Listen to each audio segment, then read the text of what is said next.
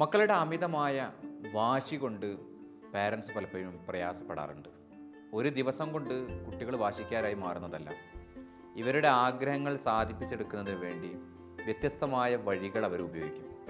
ഒരു രൂപത്തിൽ നടക്കുന്നില്ലെങ്കിൽ അടുത്തൊരു രൂപത്തിൽ നടക്കും. എന്നിട്ട് എങ്ങനെയെങ്കിലും അവർക്ക് അവരുദ്ദേശിച്ച കാര്യങ്ങൾ നേടിയെടുക്കണം. ആദ്യമൊക്കെ പാരൻസ് അതിന് വിസമ്മതിക്കും, എന്നാൽ പിന്നീട് ഇവർ കരഞ്ഞ് വാശി പിടിക്കുമ്പോൾ അത് നടത്തി കൊടുക്കും.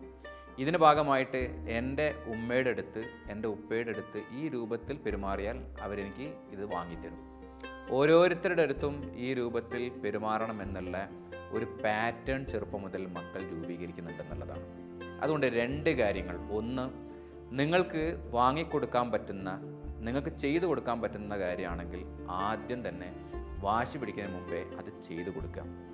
രണ്ടാമത്തത്, നിങ്ങൾക്ക് നടത്തി കൊടുക്കാൻ പറ്റാത്തതാണെങ്കിൽ ഇനി എത്ര കരഞ്ഞാലും എത്ര പ്രശ്നം ഉണ്ടാക്കി കഴിഞ്ഞാലും അത് നടത്തി കൊടുക്കാതിരിക്കുക എന്നുള്ളതാണ്. നിങ്ങൾ വൺസ് അത് നടത്തി കൊടുത്തു കഴിഞ്ഞാൽ അടുത്തൊരു തവണ ഈ രൂപത്തിൽ ചെയ്താൽ മതി എന്നുള്ളത് മനസ്സിലാവും.